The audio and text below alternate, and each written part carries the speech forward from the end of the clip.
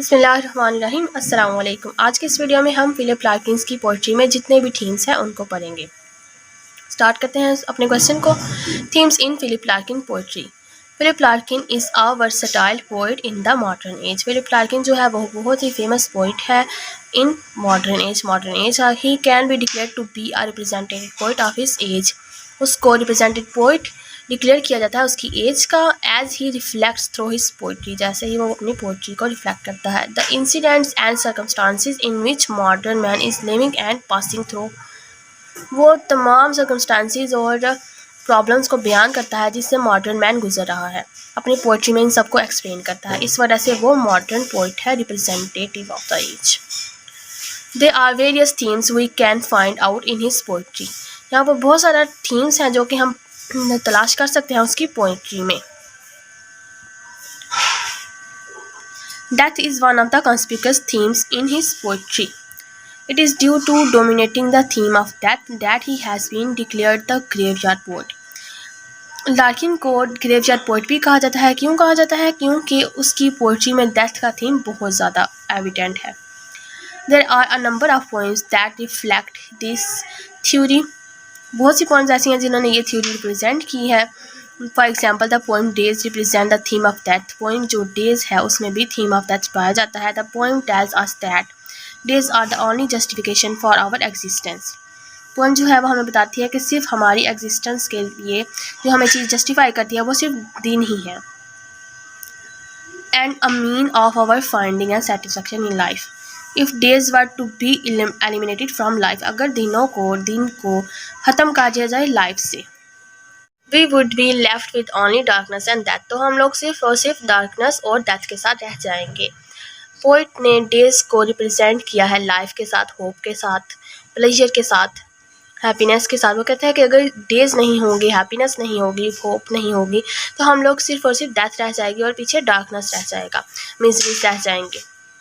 Similarly, another poem, Ambulances, also paints a gloomy picture of human life. एक और poem Ambulance जो है वो भी gloomy picture पेश करती है human life की।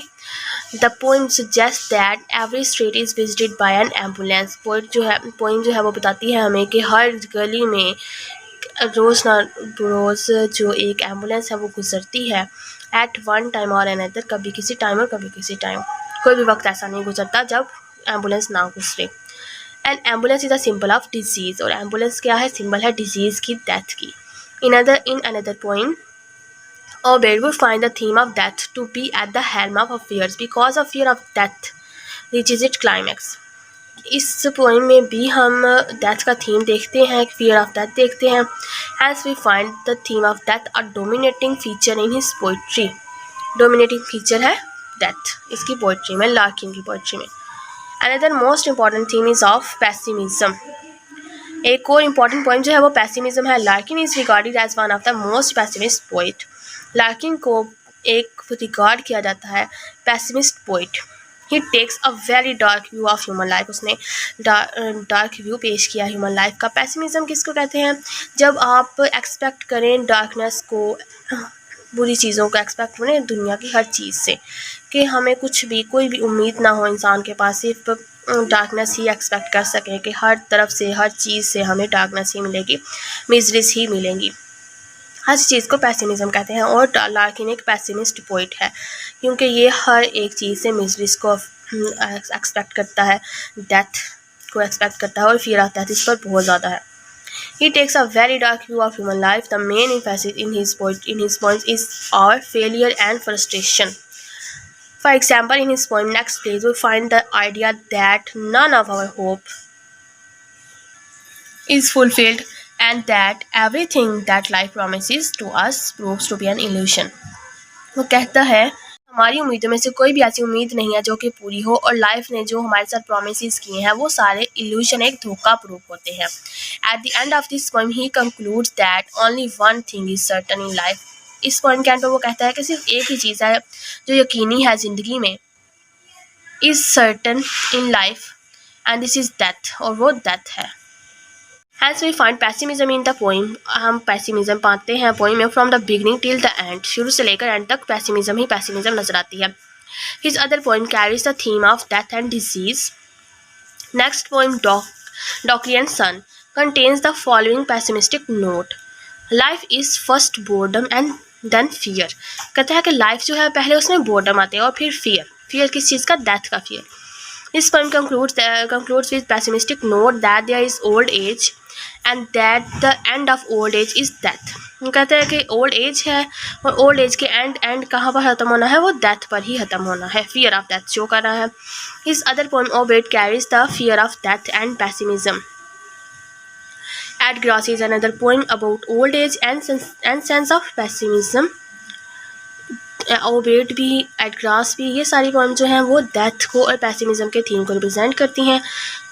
This poem revolves around the failure and the fragility of human choices between bachelorhood and marriage. It also focuses the struggles and universality of human miseries. वो कहता है कि यूनिवर्सलिटी है human miseries के दरमियान, इस चीज़ पर फोकस करता है.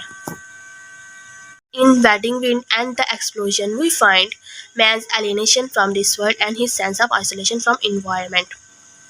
वेडिंग विंड पोइम का नाम है और द एक्सप्लोजन भी एक पोइम का नाम है. इन दोनों पोइम्स में भी हम लोग देखते हैं मैन की आइसोलेशन को, उसके अकेलेपन को देखते हैं दुनिया से और इन्वायरमेंट से, from nature and from things. चीज़ों से भी और नेचर से भी वो अकेला रहता है. This thing shows his sense of pessimism. ये जो चीज़ है वो उसके पेसिमिज्म की सेंस को शो करवाता है. Hence we find that Larkin is equal to Hardy in terms of pessimism. यहाँ पर हम कह सकते हैं कि लार्किन जो है वो हार्डी के इक्वल है. The only difference between the two is that Hardy talks about pessimism with special reference. Hardy जो है, थॉमस हार्डी, वो बात करता है पेसिमिज्म की स्पेशल रेफरेंस के साथ टू नेचर के साथ. वो नेचर के बारे में पेसिमिस्टिक व्यूज़ रखता है, जबकि अगर हम कहें कि जो हार्डी है वो कहता है nature is red in tooth and क्ला. Whereas in Larkin we find that he talks about pessimism in terms of transitoriness of human life. Larkin जो है वो ह्यूमन लाइफ की जो परमानेंसी है उसके बारे में कहता है कि ह्यूमन लाइफ जो है वो बहुत ही जल्द ख़त्म होने वाली है और इस बारे में वो पेसिमिस्ट व्यूज़ रखता है. Larkin is of the view that everything that life promises to us proves to be an illusion.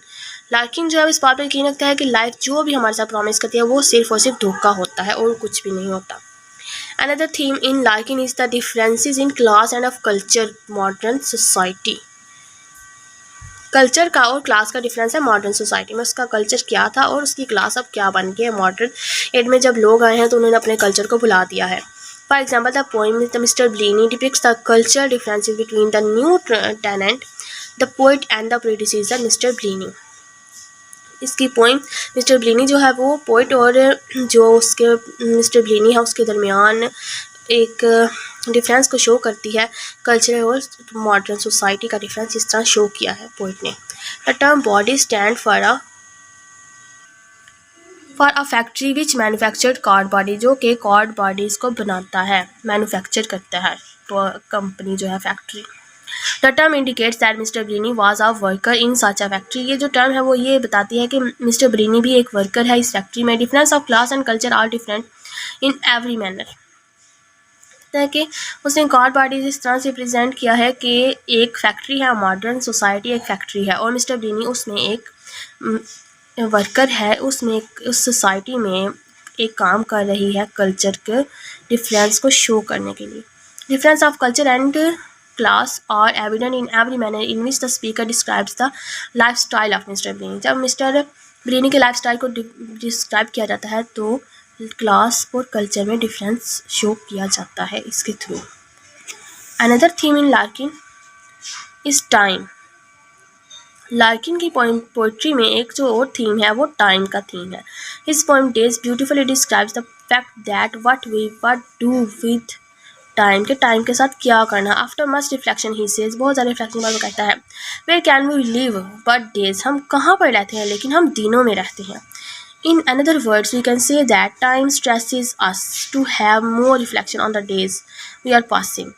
Larkin concludes that what we spend on this earth is not years. वो कहता है कि हम जो इस ज़मीन पर हम लोग जो स्पेंड करते हैं वो ईयर्स नहीं है एंड मंथ्स, वो ना ही महीने हैं, but that can be taken as some days, लेकिन वो कुछ दिन हो सकते हैं. वो इस कदर पैसिमिस्ट हो गया. वो कहता है कि हम ना तो साल इस ज़मीन पर गुजारते हैं ना ही मंथ्स, बल्कि हम कुछ दिन ही ज़िंदा रहते हैं और फिर मर जाते हैं. Larkin is aware of the transitoriness of human life and he talks about it in various points. Larkin जो है वो लाइफ की परमानेंट को, उसकी ट्रांजिटनेस को ख़त्म हो जाने को यकीन रखता है और वो इसी चीज़ के बारे में अपनी वेरियस पॉइंट्स में बताता है. To sum up we can say that Larkin is a front line poet of modern literature. Front line poet है मॉडर्न लिटरेचर का. He has not only expressed his feelings. उसने ना सिर्फ अपनी फीलिंग्स एक्सप्रेस किया है ऑन सर्टन इश्यूज़, कुछ issues पर, but also focus the problems of modern time. बल्कि उसने मॉडर्न टाइम की, जो मॉडर्न सोसाइटी की जो मिजरीज हैं, इश्यूज़ हैं, इन सब को फोकस किया है, इन पर अपनी पोइट्री में इन चीज़ों को एक्सप्लेन किया है, सारी प्रॉब्लम्स को. More over he can also pointed out the problems of the day. उसने प्रॉब्लम्स, जो दिन की प्रॉब्लम्स हैं, उनको भी शो किया है. वो सारी प्रॉब्लम्स जो कि हम लोग अपनी ज़िंदगी में देखते हैं, जब जैसे जैसे दिन गुजरते जाते हैं हमें प्रॉब्लम्स का सामना करना पड़ता है, वो सारी प्रॉब्लम्स लार्किन ने अपनी पोइट्री में बयान कर दी हैं. तो ये था हमारा क्वेश्चन लार्किन के थीम्स. ईच एंड जो थीम था वो हमने एक्सप्लेन कर दिया है. इससे अगर आपको ये क्वेश्चन अच्छा लगे, ये वीडियो अच्छी लगे, तो इसको लाइक और सब्सक्राइब ज़रूर कीजिएगा और शेयर करना मत भूलिएगा. Thank you.